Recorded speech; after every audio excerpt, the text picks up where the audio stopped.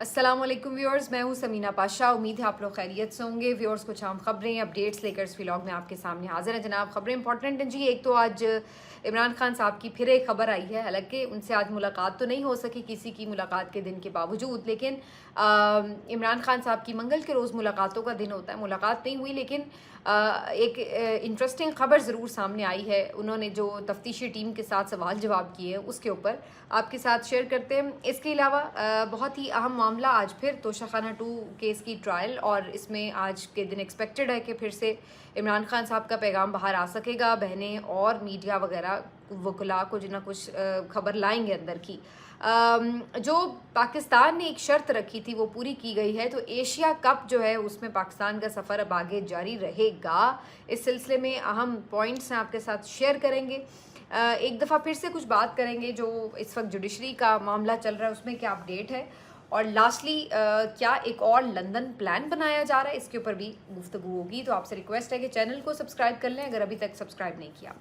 तो जनाब, सबसे पहले ज़रा इमरान खान साहब की बात करते हैं, क्योंकि खान साहब जो हैं वो जिसको कहते हैं ना, अडयाला में फुल अपना रोब और दबदबे के साथ बैठे हुए हैं, और वहाँ पर जो तफ्तीशी टीमें भी आती हैं उनकी भी वो छुट्टी करा देते हैं। तो वो होता ये है कि वो आती हैं इमरान खान से तफ्तीश करने, लेकिन लगता यूँ है कि जैसे इमरान खान साहब उनको ठीक ठाक क्लास पढ़ा के वापस भेज रहे हैं।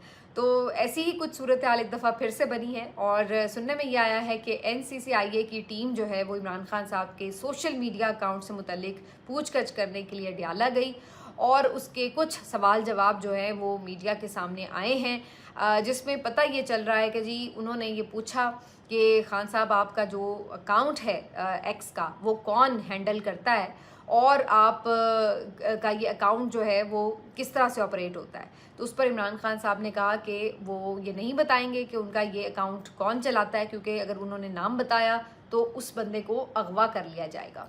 फिर उन्होंने ख़ुद ही से नाम लेकर कहा कि क्या जिब्रान इलियास ये अकाउंट चलाता है। तो इमरान खान साहब ने इस पर उन्हें कोई ख़ास जवाब नहीं दिया, बल्कि तकरीबन नफ़ी में ही जवाब दिया, और साथ ही कहा कि भाई जिब्रान इलियास आप सबसे ज़्यादा मुहिब्ब वतन है। यानी जो तफ्तीश करने गए हैं उन्हें बता रहे हैं कि जिब्रान इलियास जो कि PTI के सोशल मीडिया लीड हैं, उनको कहा कि ये आपसे ज़्यादा मुहिब्ब वतन है।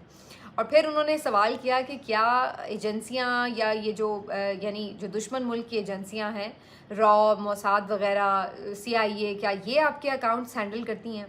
तो उस पर इमरान खान साहब ने कहा कि ये क्या अजीबोगरीब सवाल आप कर रहे हैं, अगर कोई काम की बात है तो कीजिए, वरना मेरा वक्त ज़ाया ना करें और मुझे कोई रिटर्न जो सवालनामा है वो दे दें, वो फिर देख लेंगे कि क्या उसके जवाब लॉयर्स ने देने हैं। तो इमरान खान साहब ने उनको जो है वो डांट भी लाई थोड़ी बहुत, और उसके बाद उन्हें रवाना भी किया। कुछ लोग ये भी रिपोर्ट कर रहे हैं कि वहाँ पर ये हमीदुर रहमान कमीशन का भी तस्करा हुआ, तो उस पर भी इमरान खान साहब का जवाब था कि वो तो मैंने खुद जेल में पढ़ी है बैठ के पूरी रिपोर्ट। तो ये काफ़ी दिलचस्प सवाल जवाब इमरान खान साहब के, ये कॉन्फिडेंस उनका ये बताता है कि इमरान खान साहब किसी भी तरह इस निज़ाम के आगे झुकने के लिए भी तैयार नहीं है। झुकना तो दूर की बात है, इसका प्रेशर भी नहीं लेते।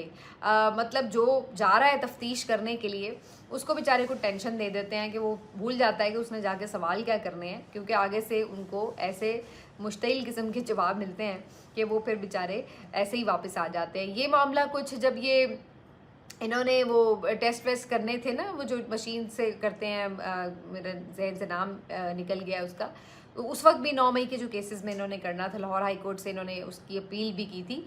तो उस वक्त भी इमरान खान साहब के पास जो लोग गए थे 2-3 मरतबा, तो उनको भी इमरान खान साहब ने ऐसे ही चलता गया था। तो बहरहाल इमरान खान साहब की जो एक इस मामले में कॉन्फिडेंस है, जो उनकी हाजिर जवाबी है, वो बहुत से लोगों को अक्सर लाजवाब कर देती है। वैसे आज इस तरह का एक सवाल अलीमा खान साहिबा से भी हुआ, उन्होंने भी बड़ा दिलचस्प जवाब दिया। वैसे अलीमा खान साहिबा का भी सेंस ऑफ ह्यूमर काफ़ी अच्छा है, और मैंने ये भी नोटिस किया है कि अब सोशल मीडिया और बाकी लोगों को हैंडल करते करते वो भी बड़ी स्मार्ट हो गई हैं और बड़े स्मार्ट आंसर करने लगी हैं। तो आज उनसे भी जब ये सवाल किया गया कि जनाब इमरान खान साहब का सोशल मीडिया अकाउंट कौन हैंडल करता है, तो उस पर उन्होंने बड़े कॉन्फिडेंस और बड़ी तसल्ली से जवाब देते हुए कहा कि जो कर्नल अंदर बैठा हुआ है ना वो हैंडल करता है, वो हमारी सहूलतकारी करता है और इमरान खान का जो पैगाम है वो उसके थ्रू डायरेक्टली बाहर पहुंचता है, क्योंकि वो खुद इमरान खान का जो ट्विटर अकाउंट है वो हैंडल करता है।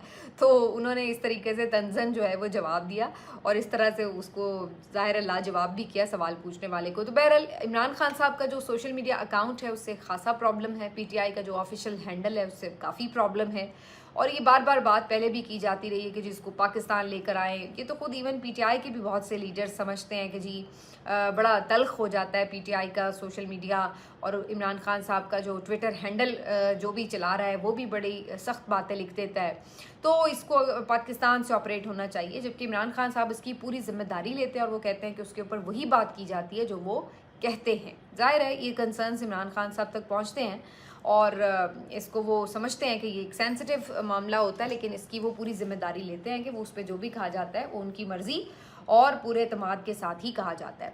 बहरहाल एक दफ़ा फिर अडयाला में आज तोशाखाना 2 केस की समाअत होगी।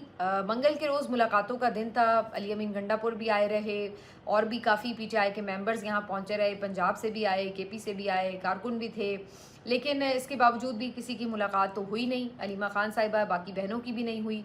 बाहर ये लोग काफ़ी देर बैठे रहे, मुख्तलिफ सवालात के जवाबात देते रहे, एक रौनक सी लगी रही और अली अमीन गंडापुर साहब अपना जलवा दिखाते रहे और जो अलीमा खान साहिबा हैं वो अपने हमेशा की तरह रात गए तक वहाँ बैठी रहीं और उसके बाद फिर वो वहाँ से रवाना हुई। जब वो रवाना हो रही थी तो बाकायदा एक रैली की सूरत बन गई थी और उस पर उन्होंने ये कहा भी कि इमरान खान साहब के बहुत से चाहने वाले हैं, पूरी आवाम जो है वो उसके साथ खड़ी है, तो ये खुद ही एक रैली की सूरत बन जाती है, जबकि हम तो सिर्फ वापस नॉर्मली अपने घर ही जा रहे होते हैं। तो बहरहाल अब इम्कान है कि आज के रोज़ फिर मुलाकात हो पाएगी, क्योंकि जब ट्रायल होता है, समाअत होती है, तो उस दिन फिर उनकी मुलाकात हो जाती है। तो देखते हैं जी खान साहब का आज भी क्या पैगाम जो है वो आता है। इम्पॉर्टेंट ये ट्रायल इसलिए होगा कि अब 2 गवाह कहा जा रहा है कि रह गए हैं और इसमें इमरान खान साहब के जो मिलिट्री सेक्रेटरी और डिप्टी मिलिट्री सेक्रेटरी हैं उन्होंने आज गवाहियाँ देनी है, उनके ऊपर जरा भी होनी है। लगता यह है कि ये समाअत भी काफ़ी लंबी चलेगी और कोशिश की जाएगी कि जल्द अज जल्द इस केस को कंक्लूड किया जाए। तो बहरहाल ये जो समाअत है इसका अहवाल आपको बताएंगे हम अगले व्लॉग में, लेकिन इस सारी सूरत हाल में जो कोर्ट्स के मामलात हैं वो भी काफ़ी दिलचस्प हो चुके हैं, क्योंकि सरफराज डोगर साहब जो कि बड़ी कामयाबी से इमरान खान साहब के केसेस को रोके हुए थे, वो ख़ुद काफ़ी हॉट वाटर्स में हैं। उनके खिलाफ सुप्रीम जुडिशल काउंसिल में रेफरेंस चला गया है, उनके खिलाफ ईमान मज़ारी साहिबा हाई कोर्ट में पिटिशन डाल चुकी हैं। अच्छा, जो उन्होंने ये सुप्रीम जुडिशल काउंसिल में रेफरेंस भेजा है वहाँ पे भी बड़ी दिलचस्प खबर है, क्योंकि वहाँ पे भी जो 5 मेंबर्स इस वक्त मौजूद हैं, अगर आप उनकी कॉन्स्टिट्यूशन देखें तो उसमें चीफ जस्टिस याह्या आफरीदी साहब हैं, उसके बाद फिर 2 सीनियर जजेस हैं सुप्रीम कोर्ट के, यानी जस्टिस मुनीब अख्तर और जस्टिस मंसूर अली शाह साहब, और उसके अलावा जस्टिस आलिया नीलम साहिबा लाहौर हाई कोर्ट की चीफ जस्टिस, और फिर इस्लामाबाद हाई कोर्ट के चीफ जस्टिस सरफराज डोगर साहब भी ऐड कर लिए गए हैं। तो अब ये 5 लोग हैं। अगर इनमें आप देखें कि किसका रुझान किस तरफ है, तो ये आइडिया लगाना मुश्किल नहीं है कि याह्या आफरीदी साहब जो हैं वो सरफराज डोगर साहब और फिर साथ में जो आलिया नीलम साहिबा हैं, ये तकरीबन 3 लोग एक तरफ के दिखाई देते हैं। लेकिन ये भी एक बात इसमें इम्पॉर्टेंट है कि क्या सरफराज डोगर साहब अपने ही खिलाफ किसी रेफरेंस का जायज़ा लेने के मजाज होंगे? क्या इसके ऊपर सवाल नहीं उठेगा कि अगर उनके खिलाफ ही एक आई है शिकायत तो वो खुद ही बैठ के उसका कैसे फ़ैसला कर सकते हैं? लेकिन मज़े की बात यह है कि आजकल इस बात को कोई वज़न ही नहीं देता कि कोई मुलजिम भी खुद ही है तो वो कैसे अपने तौर पर ये तय करेगा कि उसने उस शिकायत का क्या करना है। यही काम इन्होंने हाई कोर्ट में भी जिस तरह से किया है वो आप देख लीजिए, कार्रवाई जो इन्होंने डाली है कि जनाब जो पूरी वो कमेटी थी उसकी कॉन्स्टिट्यूशन ही बदल दी पकड़ के। तो अब ये सुप्रीम जुडिशल काउंसिल में क्या होगा ये भी देखने की बात है। बहरहाल फ़ौरन तो खैर अभी इनका इजलास बुलाया भी नहीं जाता, बड़े अरसे बाद ही इनके इजलास होते हैं। लेकिन ये सारी जो चीज़ें हैं कि आगे अब देखते हैं कि उनके लिए कितनी मुश्किलात लेकर आती हैं। बहरहाल इसके अलावा जो अहम आज की एक ख़बर है वो इस ख़बर से भी जुड़ी हुई है कि इमरान खान साहब के हवाले से तो जो एक केसेस का सिलसिला चल रहा है, लेकिन कुछ प्लानिंग भी ऐसा लग रहा है कि कहीं पे चल रही है। अचानक से ये देखने में आ रहा है कि बहुत से लोग जो हैं हुकूमती वो भी लंदन जा रहे हैं, पहुंच रहे हैं या पहुंच चुके हैं। जैसे कि नवाज शरीफ साहब के बारे में कल खबर आई थी कि वो लंदन चले गए हैं।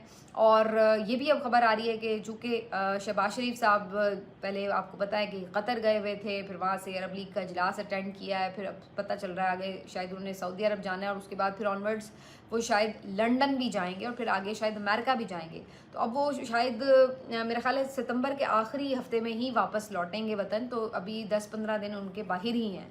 तो ये दौरा काफ़ी अहमियत का हामिल करार दिया जा रहा है, क्योंकि एक वक्त में ऐसा लगेगा कि शहबाज शरीफ और नवाज शरीफ ये दोनों लंदन में मौजूद होंगे। आर्मी चीफ भी ऑलमोस्ट हर जगह उनके साथ साथ ही जा रहे हैं, जहाँ जहाँ जा रहे हैं। तो बहुत से लोग अब ये देख रहे हैं कि ये जो बैरून मुल्क इनकी आपस में मुलाकातें और मुशावरत है, इसमें क्या अहम फैसले जो हैं मुल्क के बारे में किए जा सकते हैं। और इस दौरान ये भी एक खबर इम्पॉर्टेंट मज़ेदार आई है कि डोनाल्ड ट्रंप और नरेंद्र मोदी की दोस्तियां फिर से बढ़ना शुरू हो गई हैं।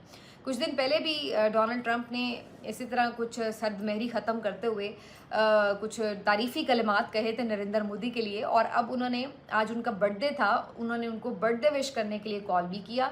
और इस बात को उन्होंने नरेंद्र मोदी ने भी अपने ट्वीट में किया और डोनाल्ड ट्रंप ने भी, अलग अलग दोनों ने ट्वीट भी किए। नरेंद्र मोदी ने उनका शुक्रिया अदा किया कि जी डोनाल्ड ट्रंप मेरे बड़े अच्छे दोस्त, आपने मुझे विश किया वगैरह वगैरह। तो दूसरी तरफ जो डोनाल्ड ट्रंप है उन्होंने भी ट्वीट किया कि जनाब नरेंद्र मोदी को मैं बर्थडे विश करना चाहता हूँ, मेरे बड़े ज़बरदस्त दोस्त हैं। और साथ में उनको सराहा भी कि जनाब रशिया और यूक्रेन की जो जंग थी उसको ख़त्म कराने के लिए जो आपने हिमायत की उसका भी मैं बड़ा ज़बरदस्त आपने किरदार अदा किया, उसका भी मैं बड़ा शुक्रगुजार हूँ वगैरह वगैरह। तो ऐसा लग रहा है कि वो जो एक ताल्लुकात में रिफ्ट आया हुआ था इंडिया और अमेरिका के, वो आहिस्ता आहिस्ता कहीं ना कहीं बर्फ़ पिघल रही है। तो इसको देखते हैं कि आने वाले दिनों में उसका इम्पैक्ट पाकिस्तान के लिए क्या होगा या क्या नहीं होगा। दोनों सूरतों में इसका जो जायज़ा है वो सामने आ जाएगा। लेकिन डोनाल्ड ट्रंप जो है वो कुछ इसी टाइप के मिजाज के आदमी हैं कि जो पल में तोला पल में माशा हैं। आज ये आपके दोस्त हैं, कल आपके अचानक सबसे बड़े हरीफ बनकर सामने आ जाएंगे, और कल आपके अगर हरीफ हैं तो कोई पता नहीं कि अगले लम्हे ये अचानक आपके साथ जफ्फी डाल लेंगे। तो बड़े अनप्रिडिक्टेबल से हैं ये मिजाज में। तो इनके बारे में मैंने पहले ही कहा था कि अगर ये बहुत प्यार भी दिखा रहे हैं तो वो भी इनका बहुत रिलायबल नहीं है, और अगर ये बहुत गुस्सा भी कर रहे हैं तो तब भी रिलायबल नहीं है। इनकी जो सोच है वो बड़ी तेज़ी से बदलती है और वो अपने मुल्क के मफादात के हिसाब से, अपने मिजाज के हिसाब से बदल जाती है। और जब वो बदलती है तो फिर वो बाकी जो कॉन्सिक्वेंसेस हैं उनको अक्सर खातिर में भी नहीं लाते। तो बहरहाल लेट्स सी कि ये सिलसिला जाके कहाँ रुकेगा। क्रिकेट के मैदान से भी एक अहम खबर है जी, और ये खबर है कि जो पाकिस्तान ने एक एहतजाज रिकॉर्ड कराया था मैच रेफरी के ऊपर, और कहा था कि जी इसकी तब्दीली के बगैर हम आगे एशिया कप के मैचेस नहीं खेलेंगे। अच्छा, इसके ऊपर दो मुख्तलिफ मुतालबात थे। एक बात ये थी कि कुछ लोगों की राय ये थी कि भाई मैच रेफरी को तब्दील करने का मुतालबा तो होना ही नहीं चाहिए था, इसका तुक ही नहीं है, क्योंकि इससे क्या फ़र्क पड़ेगा। भाई आपके साथ अगर कोई मिसबिहेव किया है तो वो तो इंडिया ने किया है, हाथ नहीं मिलाया या वहाँ पे पॉलिटिसाइज़ किया पोस्ट मैच जो उनकी स्पीच थी उसको, तो उसके ऊपर तो वो इंडिया को आपने रियलाइज़ कराना था या उसको सबक सिखाना चाहिए था। लेकिन आपने उनको तो कुछ नहीं कहा, ऐसा तो कोई स्टेप नहीं लिया जिससे उनको कोई फ़र्क पड़ता। अलबत्ता आपने जाके मैच रेफरी के ख़िलाफ़ कहा कि जी आप मैच रेफरी तब्दील करें, क्योंकि जी उन्होंने इंडिया के कहने पर हाथ मिलाने की रिक्वेस्ट क्यों की कैप्टन से। तो यहाँ तक तो बात ठीक है कि ज़ाहिर है आपका जो इंडियन बोर्ड है वो इतना एक इन्फ्लुएंस रखता है आईसीसी के ऊपर, ये एक ढकी छुपी बात तो नहीं, सबको पता है। बिग 3 वाली कहानी कोई ऐसी नई नहीं है क्रिकेट में, तो वो इंडियन इन्फ्लुएंस में तो है, ये बात सबको पता है। तो उस हवाले से अगर उन्होंने उसकी बात सुनी भी, या बाकी जो हैंडशेक का मामला था या जो पोस्ट मैच उन्होंने गुफ्तगू की, वो तो इंडिया के प्लेयर्स ने किया, तो आप उस हवाले से कोई अपना एहतजाज रिकॉर्ड कराते या उनके साथ मैचेस खेलने से इनकार करते या उनके ऊपर कोई दबाव बढ़ाते तो बात समझ में भी आती।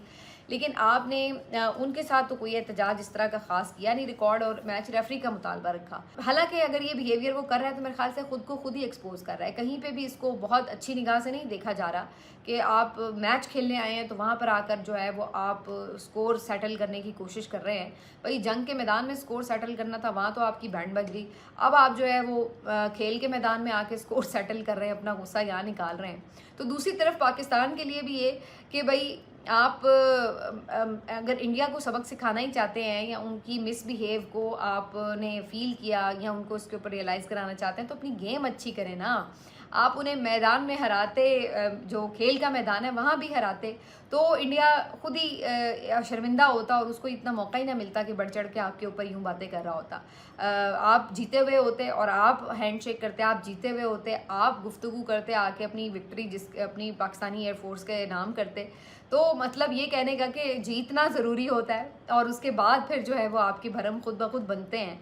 तो अब इंडिया ने अपनी हजीमत का बदला उतारने के लिए ऐसी चीप टैक्टिक्स को अपनाया है, तो इस पर तो तनकीद हो ही रही है। लेकिन कहने का मकसद ये है कि जो इससे पाकिस्तान ने क्रिकेट के मैदान में जो माशाल्लाह से कामयाबी समेटी है, जो उसका बुरा हाल हुआ है, क्रिकेट की जो तबाही हुई है, वो कैसे बस मंज़र में चली गई।